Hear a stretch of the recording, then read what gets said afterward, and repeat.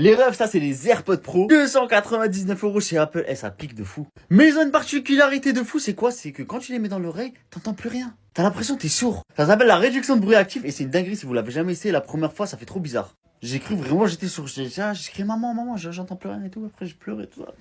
Bah, si c'est la reste pour toi et que t'as pas beaucoup d'argent, à Action, ils ont sorti leur propre AirPods Pro. Il y a la réduction de bruit actif. Il y a même la réduction de bruit dans le micro et tu peux le connecter à plusieurs appareils. Il y a le voice assistant et c'est une dinguerie. Bref, les refs, on va l'essayer, c'est en direct.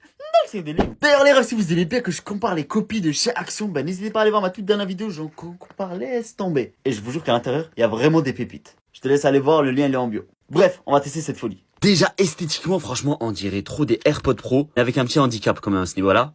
Ensuite, ici, on a la marque qui a marqué Fresh and Rebel. Et quand je télémonte comme ça, bah, c'est AirPods Pro à fond.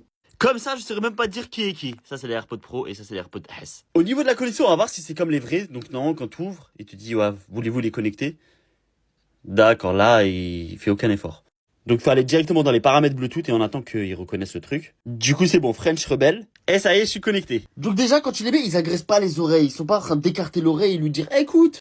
Esthétiquement, ça va, je suis beau gosse comme ça, non? Et donc, il y a la réduction de bruit dedans. Et pour l'activer, je pense qu'il y a des boutons là. Il faut appuyer dessus. Attends, on va voir. Ok, off. Ah, c'était déjà activé. En fait, j'ai du mal avec la réduction de bruit avec cela parce qu'en fait, ça te bouge déjà l'oreille. J'ai déjà l'impression d'être en réduction de bruit. Donc là, il l'a activé. Et maintenant, je le désactive pour entendre la diff. Ah, ouais, les travaux, on les entend maintenant.